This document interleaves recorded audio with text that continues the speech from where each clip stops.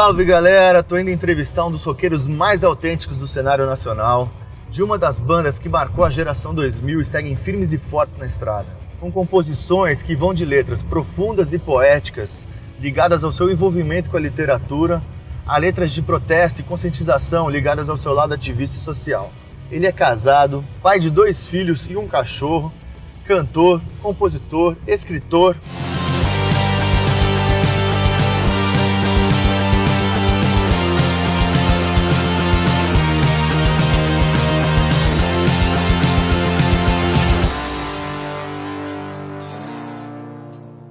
E ainda mais uma curiosidade, eu sou padrinho de casamento dele, senhoras e senhores, Chico Santa Cruz. Bem-vindo. Estamos aqui no Contando Música, Cantando História com meu querido irmão, amigo Chico Santa Cruz. A ideia do programa aqui, a gente tá no teu canto de inspiração, onde você faz as tuas músicas, compõe, estamos aqui na tua casa pra galera sentir um pouquinho dessa energia da música. Mas antes de começar, vou usar a frase de um grande amigo que você conhece também, Mr. Heriberto Leão: sem álcool não haveria poesia, então a gente vai deixar esse clima mais descontraído um pouco.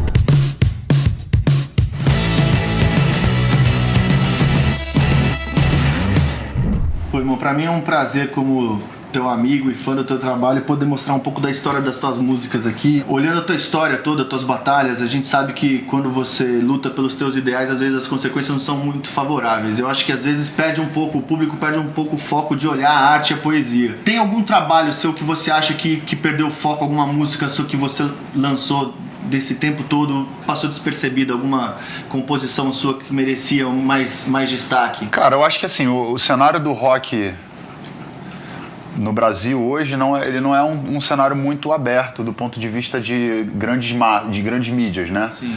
Então é muito natural que a gente lance músicas e que o público de rock do nicho conheça. Sim. E reconheça, e às vezes aquela galera que escuta o que está na moda, ou então o que está tocando na rádio e tal, eventualmente possa não ter acesso. Então, assim, o Detonautas é uma banda que, por incrível que pareça, apesar de eu ter, por uma fase da minha vida, me envolvido em outras questões para além da música, o Detonautas conseguiu manter uma regularidade de lançamentos que, pelo menos Sim. uma ou 2 músicas ali, a gente, mesmo com as dificuldades, a gente conseguiu emplacar. Sim. E aí você consegue observar isso, por exemplo, nas plataformas de streaming que são bombadas. Quando tem artistas que têm músicas antigas e não conseguem renovar o repertório, não aparecem as músicas novas, né? Sim. A gente conseguiu entrar com pelo menos uma música em cada história aí nesses últimos anos todos, mesmo com todas as discussões extra-música, né? O Detonautas é uma banda que tem muito a dizer, tem muita composição riquíssima que merece ser falada, merece ser conectada com o público. E assim, você escolheu 6 músicas pra gente falar das histórias, das composições. Eu tento fazer numa ordem cronológica até pra mostrar a evolução das composições, como é que vai chegando, como é que vocês vão mostrando o trabalho pro público. Voltando lá pro primeiro disco, antes de lançar o primeiro disco em 2004, que banda que vocês se espelhavam? Porque no começo todo mundo fala, pô, quero ser o Pearl Jam, quero ser o... Vocês tinham essa coisa no começo? A gente, na verdade, assim, a gente nasceu já de uma coisa meio megalomaníaca, vamos dizer assim, porque eu sempre quis fazer música pra massa, pra muita gente. Quando eu imaginei nos meus sonhos, eu me imaginava tocando em estádio, tocando em lugares grandes, pra multidões. Eu não me imaginava tocando tipo num bar, sacou? Quando eu ia me apresentar num bar, num lugar que tinha 30 pessoas, 20 pessoas, eu ia como se eu estivesse indo me apresentar num estádio. No Rock in Rio. Entendeu? Então eu ia tipo com o visual, com a preocupação do repertório, com a ideia do que falar, né, pras pessoas. E também, tipo, como eu me comportava no palco também, a maneira de eu me expressar no palco envolvia tudo isso. Então eu me lembro bem de que a gente sempre almejou um lugar de destaque, assim. A gente nunca foi uma banda de vamos tocar aqui, vamos no underground, e isso aí já é pra gente tá bacana, a gente é uma banda underground. Tinha uma coisa dessa, acho, não sei se ainda tem até hoje, mas tinha muito nos anos 90 coisas assim, o underground comercial. Né? O underground era a galera que fazia o rock, pá, não sei o que, e o comercial era os vendidos, né? Vamos dizer assim. Só que, no meu ponto de vista, o rock não podia ficar restrito a um gueto. Porque eu sempre acreditei que a gente tinha que falar para as pessoas, não importa de onde eram essas pessoas. Então o Detonautas teve uma história, uma trajetória de muito meio que marginal ao underground. Sim. Porque a galera se juntava, todo mundo, para fazer som, fazer shows nos lugares menores e tal. E a gente nunca era convidado. Era uma parada que me deixava até um pouco chateado. E aí a gente teve que procurar o nosso caminho. E o nosso caminho foi autoprodução. A gente começou a produzir os nossos próprios eventos, fazer os nossos próprios shows e tal. Então, assim, eu me lembro da iminência, vamos dizer assim, né? Da época que tava o Charlie Brown, o Raimundos, o Plant Ramp, o Chico Sainz, Nação Zumbi. Uma cena acontecendo bem forte no Brasil, no Rio de Janeiro, do rock ascendendo, né? O CPM como sendo a primeira banda, talvez, da nossa geração e tal. E logo depois o Detonautas chega. O primeiro disco do Detonautas é de 2001. É o homônimo, né, Detonautas. E é onde tem o Outro Lugar, o Quando Só Se For, o Olhos Certos. Eu me lembro total da sensação de estar no estúdio e de ficar imaginando. Caraca, a galera vai... Agora, tem uma parada que é o seguinte. A gente também, quando tá dentro do estúdio, a gente imagina que uma música vai fazer sucesso que às vezes ela nunca vai tocar. Tá ligado? E a gente tinha uma impressão de que uma música que chama-se Nem Me Lembro Mais, que seria a música que ia fazer sucesso, né? Que era a música que a gente, caraca, ouvia e falava, nossa, como é que a gente fez essa música?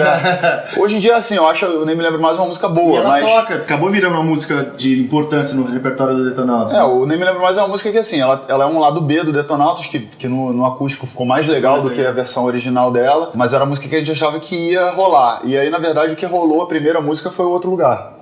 E a gente não tinha muita ideia, né, do como é que ia ser essa abordagem. Quando a coisa começou a acontecer e foi tomando uma proporção de sucesso, de começar a tocar na rádio e tal, é uma sensação muito, sei lá, é como se você estivesse olhando para uma montanha que você acha que nunca vai conseguir chegar lá em cima e você tá, conseguindo escalar, né? E assim, tem grandes hits do Detonautas no primeiro disco. Dos hits mais importantes, do que tocou o Outro Lugar, para vocês começarem a rodar e crescer, vocês abriram o Red Hot, Silverchair, né?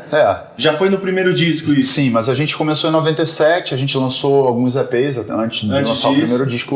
O primeiro disco mesmo, que é o disco lançado pela Warner, foi o que tem todas essas músicas, mas a gente lançou ele independente, antes de entrar por uma gravadora. E a gente participou de alguns festivais de música independente. O MADA foi o festival que revelou o Detonautas, que é um festival importante do Rio Grande do Norte, que deu visibilidade na imprensa, né, que naquela época não tinha essa coisa da rede social e tal, então você precisava passar pela chancela do jornal e tal. E ali a gente foi revelação do festival, então chamou a atenção da Warner. Agora, até chegar também no Red Hot, abrir os shows e tal, não foi tão simples assim. Tipo, entramos na Warner, agora vamos fazer sucesso. Não é assim. Junto com a gente entraram mais 5 bandas. Das 5 bandas, a gente foi a única banda que conseguiu ultrapassar a arrebentação. Que legal. Então, assim, foi uma vitória pra gente, óbvio. Eu chorei no dia que a gente assinou o contrato. Minha esposa estava grávida do meu primeiro filho, então tinha toda uma expectativa de como é que a gente ia conseguir sustentar essa criança, como é que a gente ia viver de música no Brasil tão difícil e tal, e a coisa foi acontecendo. Falando desse primeiro disco, me conta como é que foi o Outro Lugar. O Outro Lugar é uma canção do Rodrigo Neto, né? Ele que veio com a música praticamente pronta, com o refrão, começando com o refrão, que é uma coisa que tem uma força muito grande quando você começa uma música com refrão, né? Ela já entra que é o refrão da música, mas ele só tinha o refrão e a estrofe, ele não tinha a música completa ainda. E eu falava, cara, mas tá faltando alguma coisa e tal, e eu sempre tive muita influência do hip hop na minha história, né? E naquela época, assim, o hip hop já estava começando a ser misturado no rock através do próprio Chico Sainz, do próprio Plant Ramp, do próprio Charlie Brown e tal. E aí surgiu a parte do eu podia até tentar acreditar nessa ilusão, não sei porquê, viajar. E aí deu uma outra roupagem pra música, né? A gente trouxe um Claston, que é o DJ, que quando a gente começou a misturar música eletrônica com rock e tal, o Outro Lugar surgiu assim, de uma poesia do Rodrigo, dessa coisa dele de ainda vou te levar pra outro lugar e tal, uma coisa meio romântica, né? Do ponto de vista... eu não sei exatamente de onde que ele tirou essas estrofes, mas eu lembro que eu fiquei, meu irmão, tipo, muitas horas, muitos dias trabalhando nessa letra do rap para poder encaixar, porque era um espaço pequeno que a gente tinha, né? E era naquele espaço, porque naquela época a gente não tinha muito recurso de estúdio, então já estava meio que pronta a música e a gente precisava daquele espaço ali colocar alguma coisa, então eu tive que criar em cima daqueles compassos que estavam ali. eu me lembro do dia, eu tava amanhecendo, era um dia que tava de madrugada. Aí eu morava num apartamento que eu aluguei lá no início da Barra da Tijuca e tal, num apartamento que era todo amarelo. E aí, tipo, eu tava nessa vibe de escrever muito, de testar muito e tal. E quando a gente conseguiu, tava eu e o Thiago Mocotó, que era um parceiro meu, eu falei, caraca, eu tipo, consegui escrever uma coisa bacana. Porque a gente tem uma sensação quando escreve uma coisa legal. E aí, tipo, mostrei pra eles, aí os caras, pô, encaixou certinho, vamos gravar isso. E tal. E aí foi. Pô, a gente vai mostrar um trechinho e eu tô enxerido pra caramba, hoje eu vou tocar junto. Vamos lá. E aí a gente fez uma versão acústica dela também, né? Ainda vou te levar pra outro lugar, além do sol, do mar, onde eu possa te ver, te amar. E o tempo vai ser maior, não te quero assim tão longe.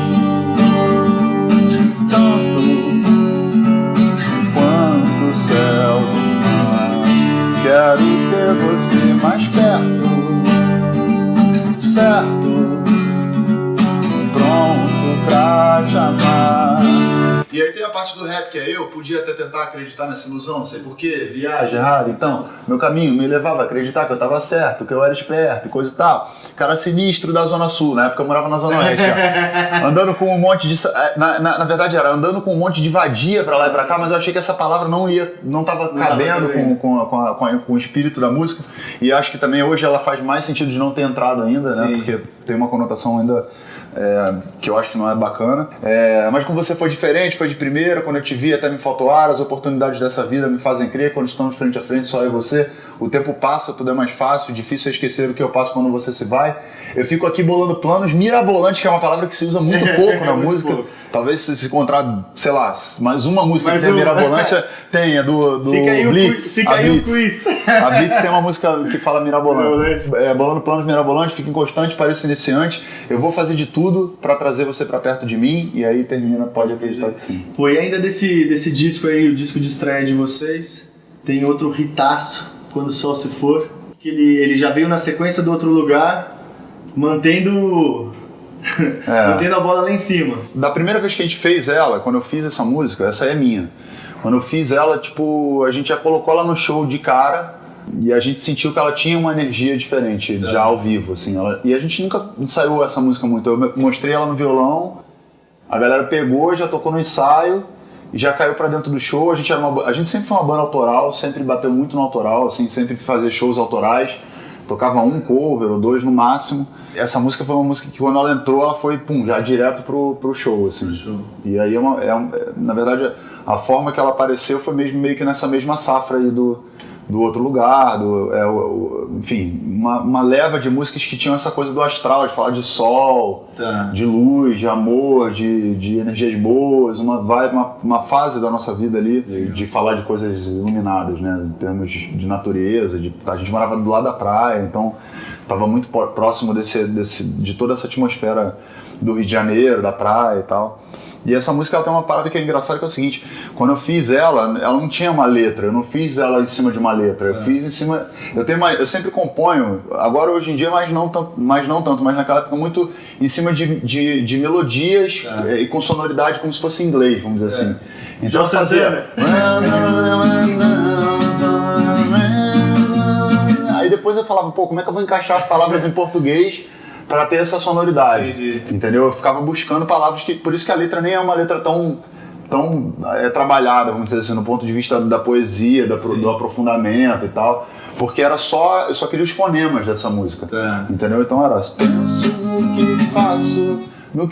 quer dizer, não é muito, a letra não fala muita coisa, né? Tipo, eu penso no que faço, no que fiz e no que eu vou fazer. Tipo, é um cara precavido, é uma pessoa que tá num estado de pensar no futuro, e no que fez e no que vai estar fazendo. Um cara consciente, um cara precavido e um cara, sabe, com metas. E ainda tinha retrato na época, né? Que é uma coisa que não tem mais hoje. Retrato é uma parada que, nossa, é uma linguagem que já não existe, não se usa tanto, né? No seu retrato, que se fala pra molecada, seu retrato, né? O que é retrato? Tipo, mas hoje seu retrato só me lembra o que eu quero esquecer. Então, Foi só, na verdade, a busca de fonemas. Eu trabalhava muito em cima de fonemas. E funcionou, né? Funcionou. Virou um hitaço, né? Funcionou. Vamos fazer um trechinho dela? Vamos lá.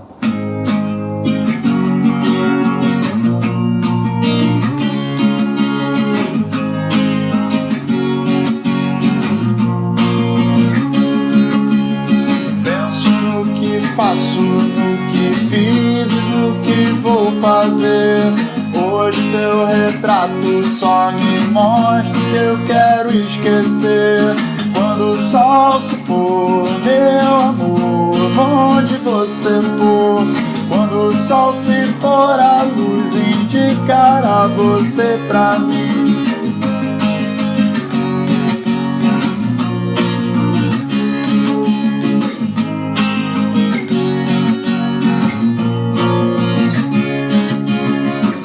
Aí é uma estrutura também fácil, né, de acordes fáceis.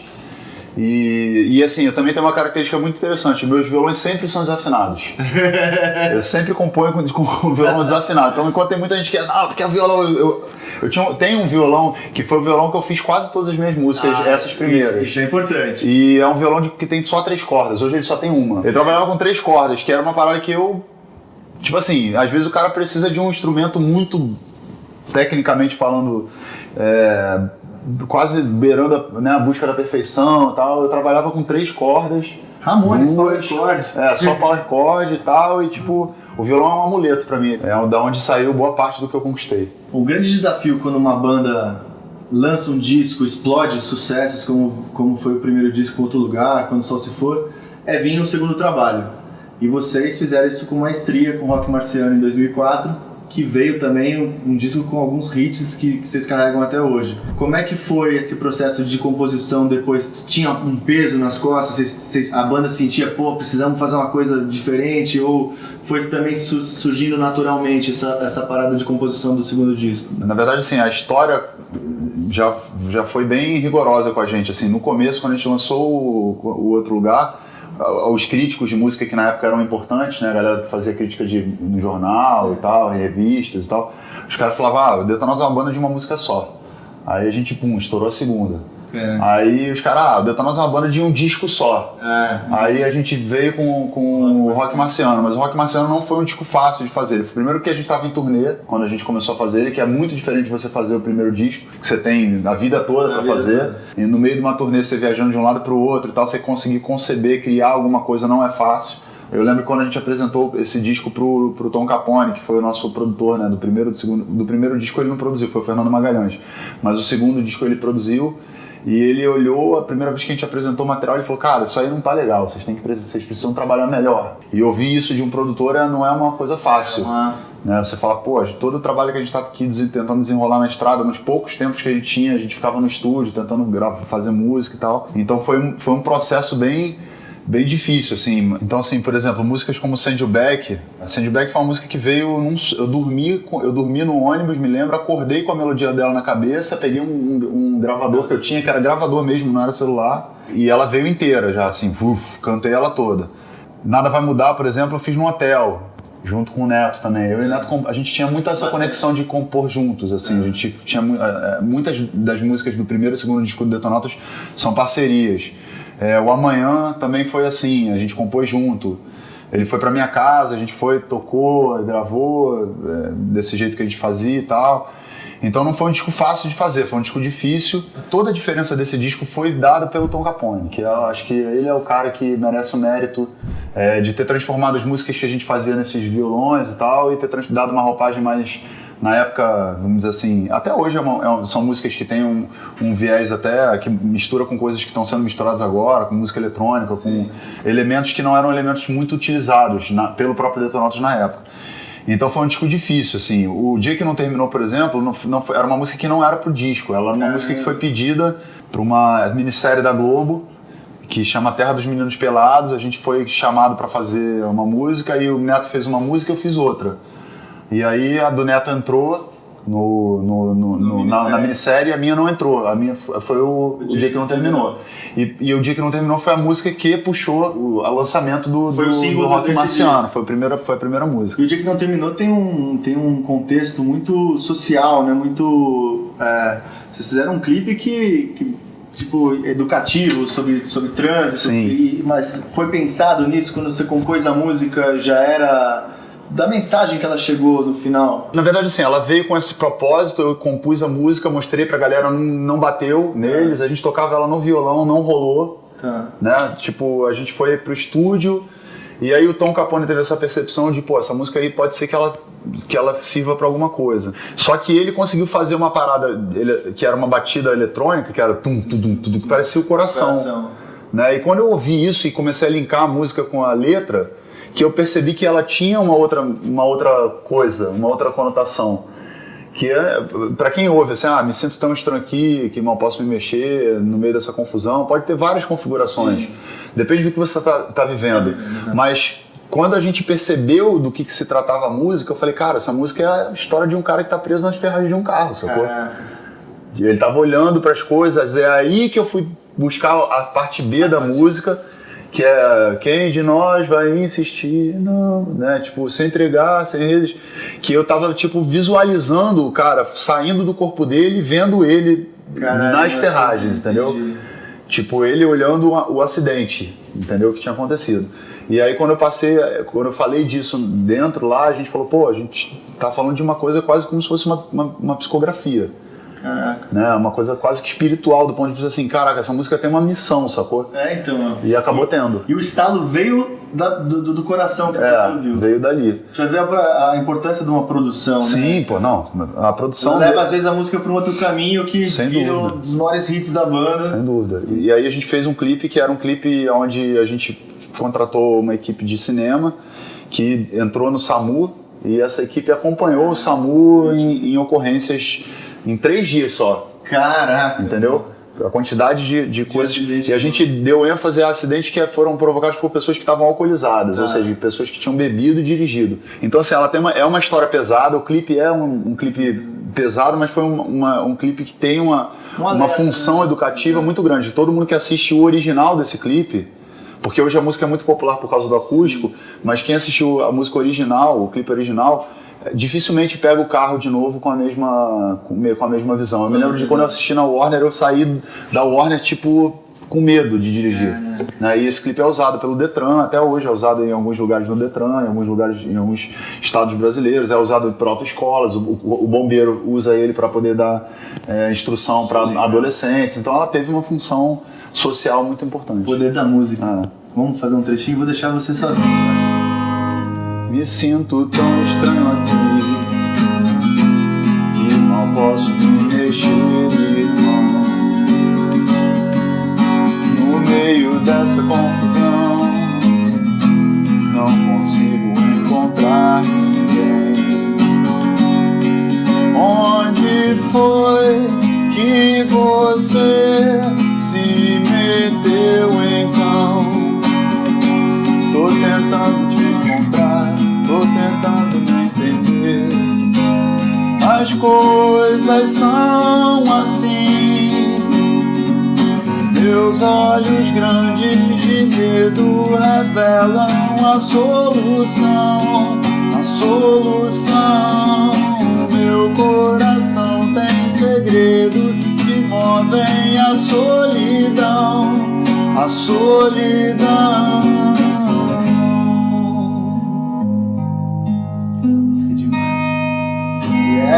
Yes! Bom, aí vem o disco Psicodelia, Amor, Sexo e Distorção, que o próprio nome já diz. Vocês já dão uma mudada um pouco na sonoridade do Detonautas, vindo com um disco mais pesado. Sim.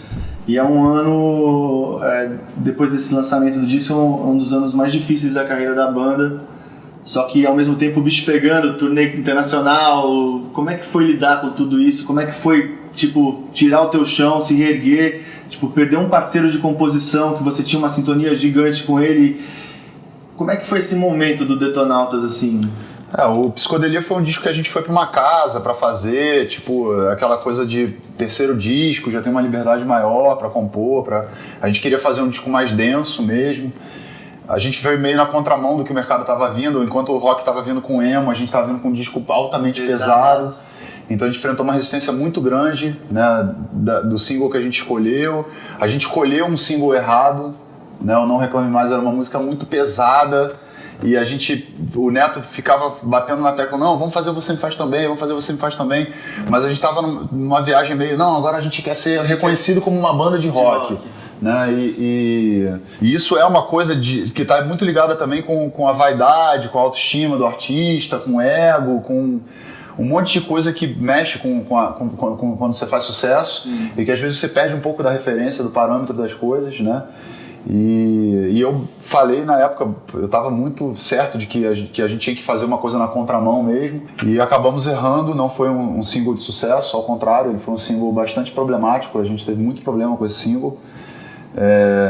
E logo depois o Neto faleceu, né, numa situação bastante violenta aqui no Rio de Janeiro, o que levou a gente também a uma situação muito, muito difícil de experimentar.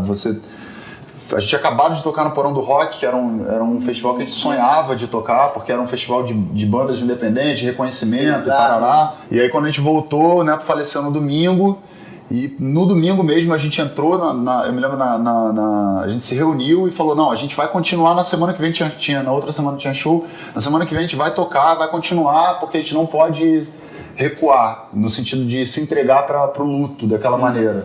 Eu não sei te dizer se isso foi uma coisa boa, no ponto de vista de atitude, de dar seguimento, ou se a gente deveria ter vivido o luto de uma forma mais íntima, mais densa. O fato é que a gente foi para a estrada, continuou indo para a estrada, e depois a gente apostou numa outra música que também não foi boa, não foi bem, que é uma música linda, mas que é o Dia Comum, mas não funcionou, né? E aí a gravadora chegou e falou, ó, acabou o dinheiro, não tem mais dinheiro. O nosso empresário também, na época, já estava saindo fora, porque ele começou a perceber que a gente estava muito intransigente com relação a algumas questões.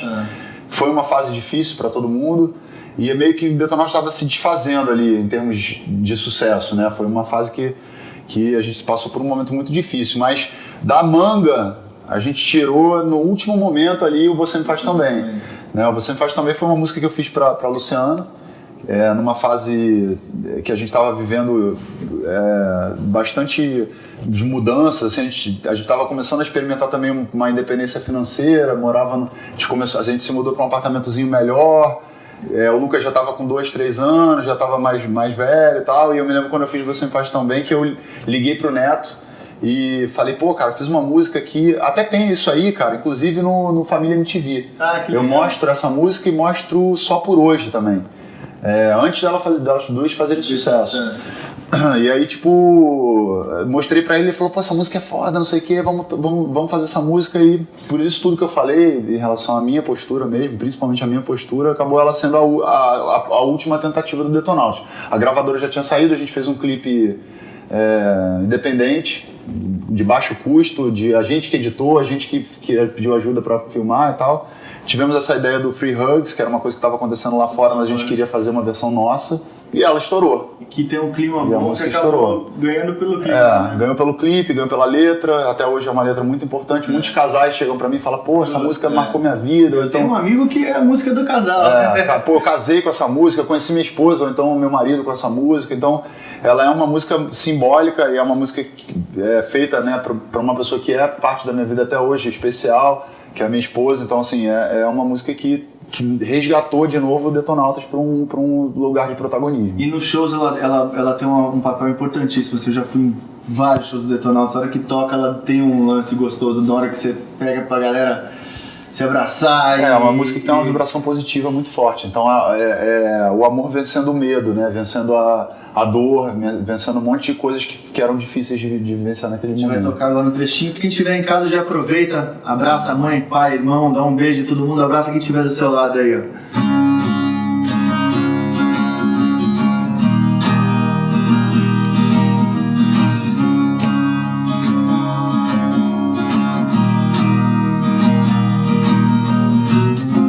Quando eu me perco é quando eu te encontro. Quando eu me solto, seus olhos me veem. Quando eu me iludo é quando eu te esqueço. Quando eu te tenho, eu me sinto tão bem. Você me fez sentir de novo que eu já não me importava mais. Você me faz tão bem. Você me faz tão bem. Essa música é uma música que tem uma energia boa e no acústico, cara, ela ganha a produção Sussequinge dá uma grandiosidade dessa música e ela funciona muito bem porque ela traz essa mensagem positiva de amor e tudo e é uma música muito especial pra mim, de fato. Eu gosto bastante também. Queria que você falasse um pouquinho do disco Retorno de Saturno, porque ele vem também com com outro propósito na banda, uma outra sonoridade, com letras mais profundas. E qual a representatividade desse disco para você como compositor? Quando vem o Retorno de Saturno, eu entro na minha primeira fase de maturação da composição. De criar coisas mais... Assim, o Retorno de Saturno é um disco que tem músicas muito bonitas, é um disco, na minha opinião, é uma obra-prima do Detonautas. Vi críticos muito rigorosos ao Detonautas se renderem ao Retorno de Saturno. Caramba. Né, e que é uma coisa que, assim... Para muita gente pode parecer que é bobagem, mas para quem é artista, a opinião de um cara que é crítico musical é importante. Né? Ela faz uma diferença, assim. Pelo menos sempre, para mim, eu sempre ouvi o que os caras tinham para dizer. Mesmo quando eles falavam muito mal da gente. E foi um disco que a gente conseguiu reverter essa situação. E é um disco que, assim, tem toda a carga emocional que vem da perda do Rodrigo, toda a carga emocional de milhares de coisas que a gente vivenciou nesse período todo, de experiências boas e ruins que a gente viveu. Eu viajei na época para Trancoso, que era meio que um refúgio meu, e ali eu fiz eu fiz 12 músicas em 15 dias. Uma música cada dia. Caramba. Foi tipo uma coisa meio... Não tem nem como explicar o que aconteceu. Porque cada dia eu fazia uma música e ligava pros caras e falava, fiz uma música. Aí no outro dia eu fiz outra música. E no outro dia eu fiz outra música.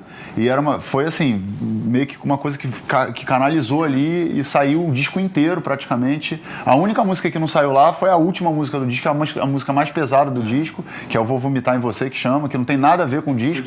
Era tipo uma coisa assim, é o que vem por aí, depois de tudo isso. To be continued.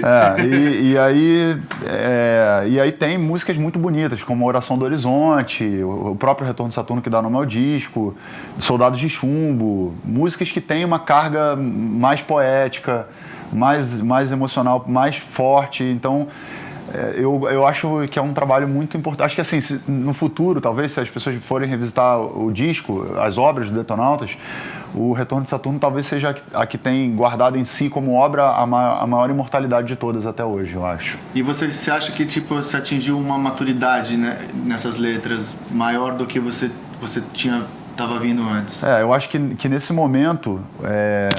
Até pelo sofrimento. Acho que assim, a coisa da dor, da perda. Essa coisa mexe muito com a gente, assim, em termos de criação, né? Você tem dois caminhos nesse momento. Ou você desaba e se entrega, ou você tenta usar aquilo ali para criar. Eu consegui usar para criar. E é um disco que, pô, cara, é muito bonito, assim. Eu ouço esse disco até hoje, na estrada. Eu pego ele, coloco ele e consigo me distanciar para poder ouvir, porque eu não costumo ouvir muito os meus discos, entendeu? Mas é um disco que eu tenho muito orgulho de ter feito. Faz um trechinho do Retorno de Saturno que é uma das favoritas.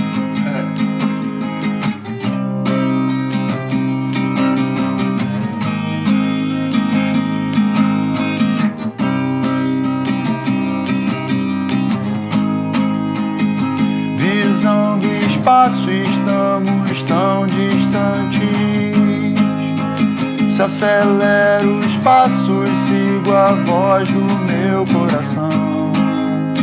Ontem eu fui dormir mais tarde um pouco, e tudo vai indo bem. Venço o cansaço e o medo do futuro. No teu abraço é que encontro a cura do mal. Hoje eu acordei, te quis por perto, e você não sai do meu pensamento. Eu me questiono aqui se isso é normal. Você não sai do meu pensamento. Eu me me pergunto aqui se o natural vai dizer que o amor chegou no final.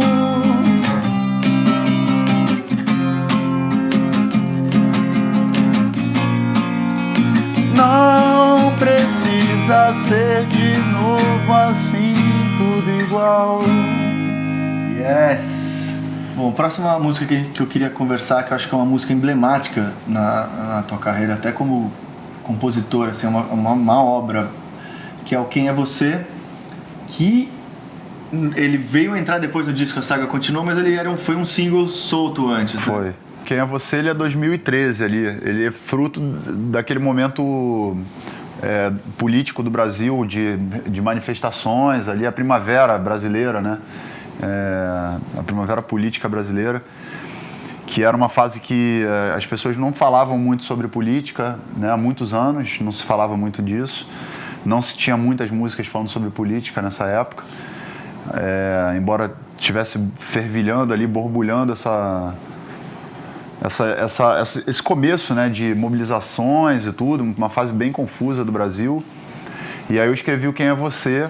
E eu sempre fui uma pessoa que falei sempre nos meus shows, desde o início. Tem várias músicas, Ladrão de Gravata, Mercador das Almas no segundo disco.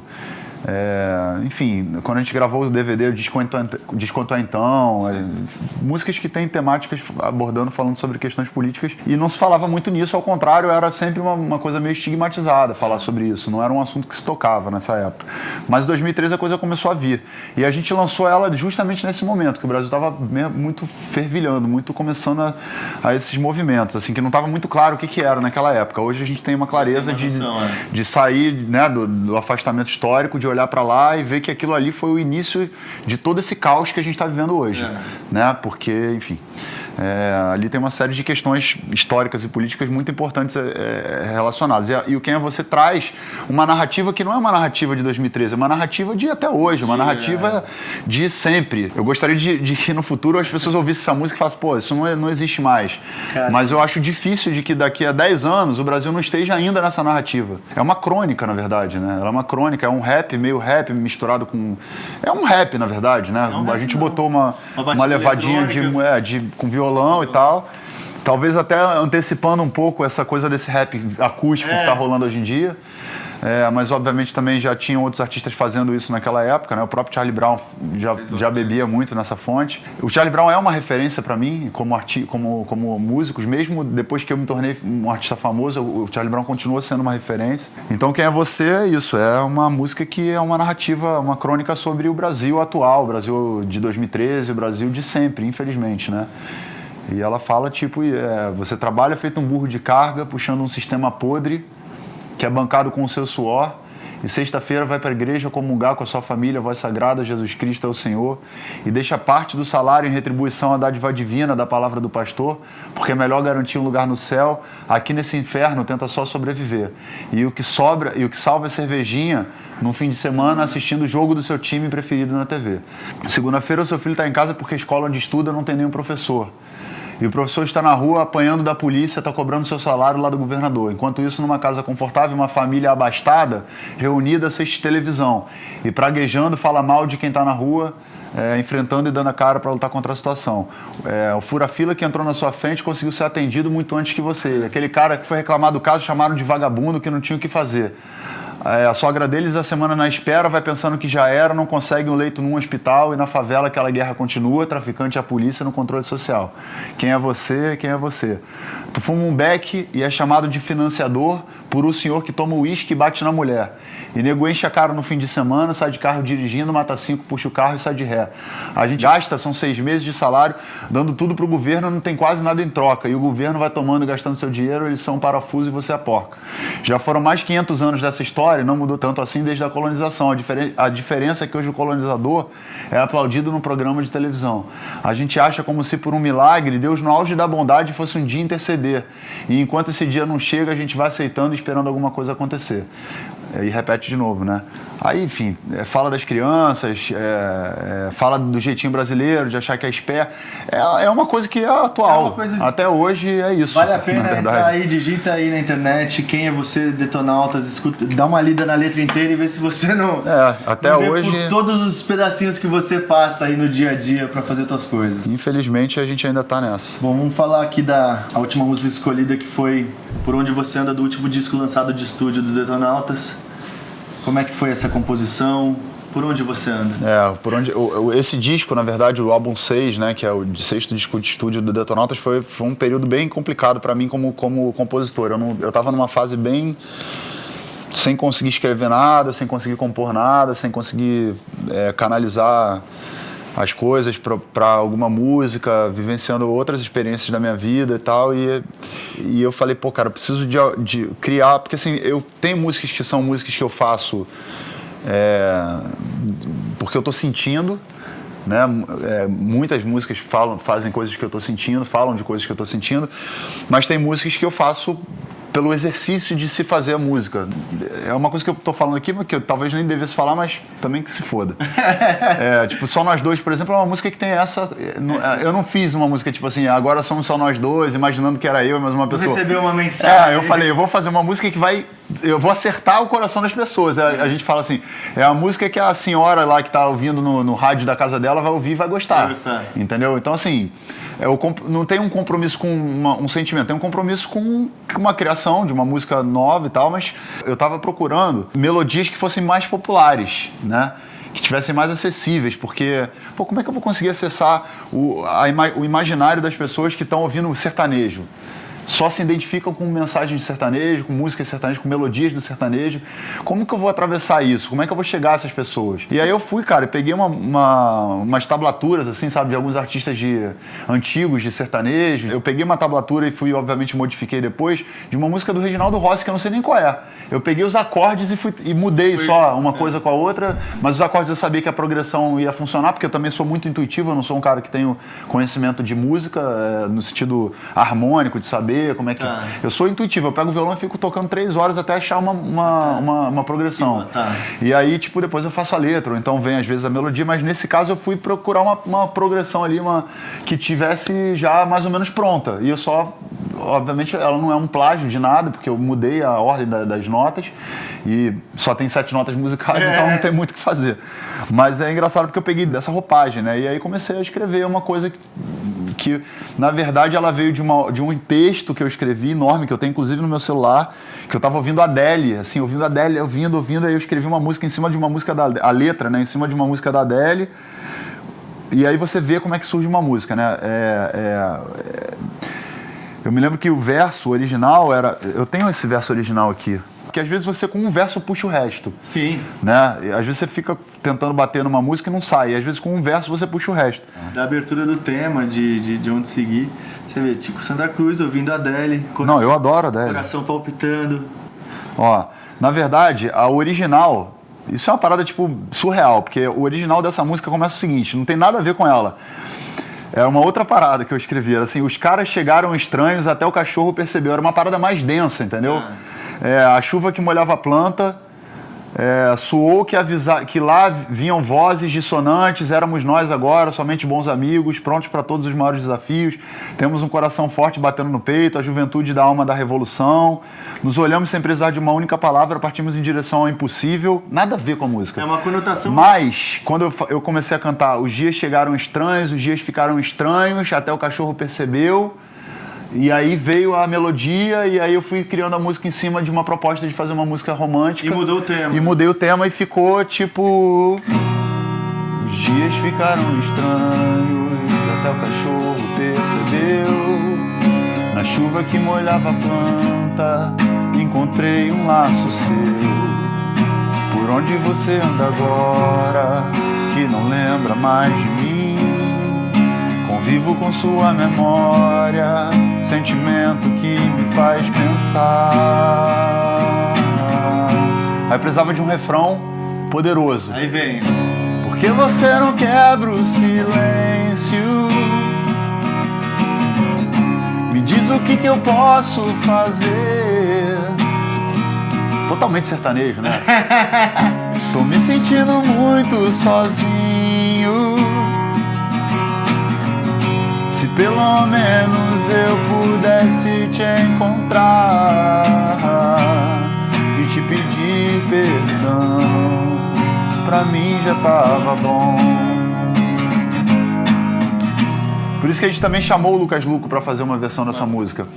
Porque eu não tenho nenhum problema. Hoje eu tenho não só maturidade, mas segurança suficiente para vir a público assumir esse tipo de coisa que em 2004, 2006, se eu tivesse, eu não tinha cometido tantos erros. E de entender que eu tenho uma carreira, que eu não posso fazer só o que eu acho que é o certo, que eu tenho que ouvir as pessoas, que eu tenho uma forma de atuar dentro do mercado, que eu tenho que considerar que é um mercado. Sim. Que eu não posso sair achando que eu sou autossuficiente para poder fazer tudo e ignorar que existem algumas coisas que você tem que levar em consideração.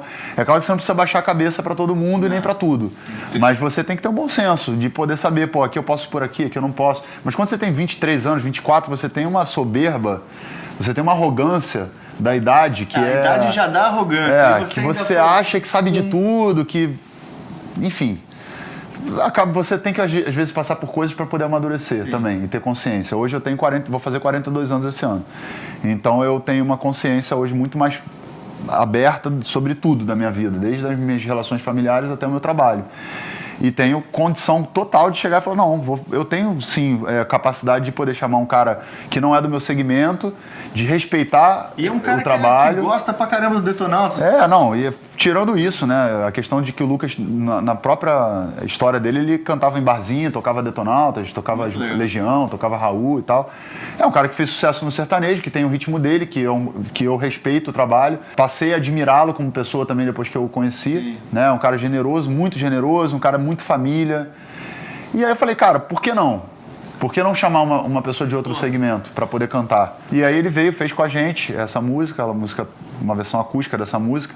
A música que tocou, de fato, no lançamento e que está no Spotify, no Deezer, nas plataformas hoje de streaming, é a versão original da música, o que significa que as pessoas também ouviram muito a versão, mas a gente acessou o público que eu queria acessar. Então é uma coisa estratégica também. Como é que eu vou chegar nesse público? Eu tenho que achar uma ponte até... A ponte não foi o Lucas. O Lucas foi um canal que a gente encontrou para poder potencializar essa ponte. Sim. Mas a ponte foi a linguagem. Os dias ficaram estranhos, a coisa da segunda parte. Pensando em tudo que vivemos, é impossível não lembrar dos banhos que tomamos juntos até o dia clarear. É simples, mas ela toca as pessoas. O vidro do carro embaçado, né? Quer dizer, as pessoas que viveram alguma experiência de ficar dentro do carro com o namorado ou com a namorada vão remeter essa sensação desse sentimento, vão trazer de novo esse sentimento. O vidro do carro embaçado, o cheiro do seu edredom, as noites que passei em claro, sentimento que me faz pensar. Então, assim, é uma coisa que tinha essa objetivo e que foi alcançado com sucesso o objetivo, né? Então eu acho que a gente tem que ter propósitos na vida também. Tive momentos mais de agora é rock and roll, e agora em momentos que, peraí, vamos tentar achar um caminho para chegar nas pessoas. E não tem nada de mal isso. O artista tem que saber se reinventar, tem que saber variar, tem que saber... Se for honesto. Se for de verdade. Né? Se for honesto. Não vamos seguir uma tendência, não. O rock é recheado de canções. Sim, sem dúvida. E aí, nesse disco, a gente faz um disco mais tranquilo, com músicas mais lentas. É um disco mais pra você pegar, ouvir na estrada, ou se estiver em casa, ouvir ele deitado, tranquilão, não é um disco pra cima. Mas é um disco que tem bastante coisa legal ali dentro, o disco 6. E o que Detonautas, além de Rock in Rio para esse ano, quais são as próximas metas para vocês carimbarem o currículo da banda? A gente lançou uma música junto com um rapper agora, com o Pele Meu Flow, que é uma música que chama Ilumina o Mundo, que é uma música bastante emblemática também, que também tem uma questão de abordagem importante, que trata sobre um assunto delicado, que é a questão da depressão, do suicídio. É uma coisa de tentar levar às pessoas uma mensagem positiva, de tentar tirar as pessoas, dar uma luz para uma pessoa, que às vezes... Eu mesmo sou um cara que às vezes eu tô com uma questão na minha vida, escuto uma música e acho que foi um sinal para mim, entendeu? eu imagino que muitas pessoas tenham essa Pô, pra sensação. caramba, a música- Pô, essa música tá me falando o que eu tô precisando ouvir nesse momento. E eu acho que essa música ela veio com essa função, de tentar pegar as pessoas que estão deprimidas, que estão ansiosas, que estão angustiadas, que estão pensando em, de repente, fazer alguma coisa para acabar com a dor e mostrar para elas que existe caminho para poder seguir, que não é esse o caminho, né? O caminho de acabar com a própria vida. É um tema muito delicado, mas que tem que ser abordado, tem que ser falado sobre isso, porque o número de pessoas que estão passando por isso, que passaram por isso e que estão tentando, de alguma maneira, encontrar uma saída e a saída seja essa saída, é muito grande. E ficou frequente, né, o número de jovens que estão se entregando, né? Sim. Antes da hora, por não achar um caminho, por não achar alguém para conversar. E às vezes, não só a música, mas as pessoas num diálogo acham uma saída, né? Sim. E assim, a gente fez uma parceria junto com o Centro de Valorização da Vida, que é o número 188, né? Quer dizer, as pessoas que precisam de ajuda, que, sei lá, o cara tá aqui ouvindo esse vídeo e o cara, pô, tô precisando de ajuda. Cara, não hesita, liga para o 188, é um centro de voluntários que estão preparados para ouvir o que você tem a dizer. Às vezes você precisa só desabafar com alguém, só ter alguém para te ouvir, né, o que você precisa. Foi uma música que a gente fez junto com a produção da Sigla, que é um coletivo, que os caras estão trabalhando com vários artistas, desde artistas de rap até artistas mais populares, então é uma galera muito boa. Então, assim, cara, espero que essa música também traga para as pessoas uma mensagem e exerça a mesma função, por exemplo, que o Dia Que Não Terminou exerceu. De resgatar, de trazer consciência, luz e principalmente o debate a respeito do tema. Bom, estamos terminando aqui, agora a gente vai ter aquela jam final e vamos fazer um som do Legião Urbana. Legião Urbana, uma música muito poderosa essa.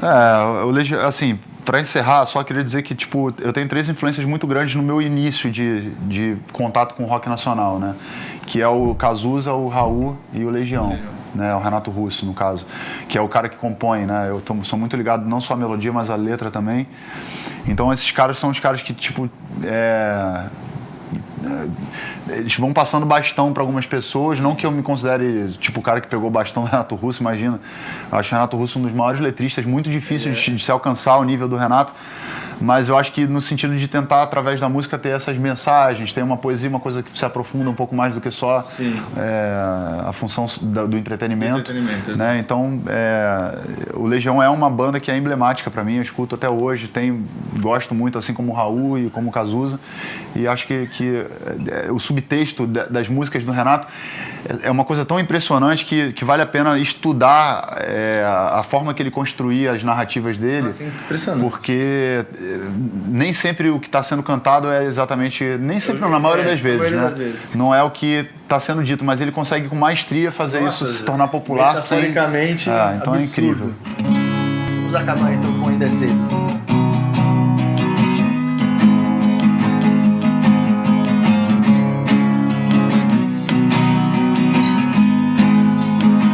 Uma menina me ensinou quase tudo que eu sei. Era quase escravidão, mas ela me tratava como um rei. Ela fazia muitos planos, eu só queria estar ali, sempre ao lado dela. Eu não tinha onde ir, mas egoísta que eu sou, esqueci de ajudar a ela como ela me ajudou. Eu não quis me separar, ela também estava perdida e por isso se agarrava em mim também. Eu me agarrava a ela, eu não tinha mais ninguém. E eu dizia cedo, cedo, cedo, cedo, cedo. Eu dizia cedo, cedo, cedo, cedo, cedo. Eu dizia cedo, cedo, cedo, cedo, cedo. Eu dizia cedo.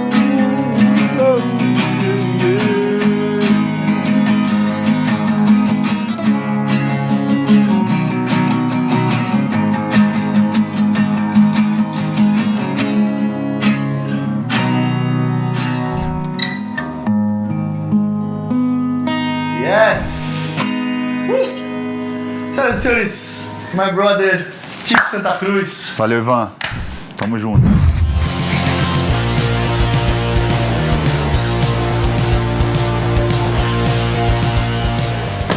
Não vai beber cachaça. Não vai beber cachaça.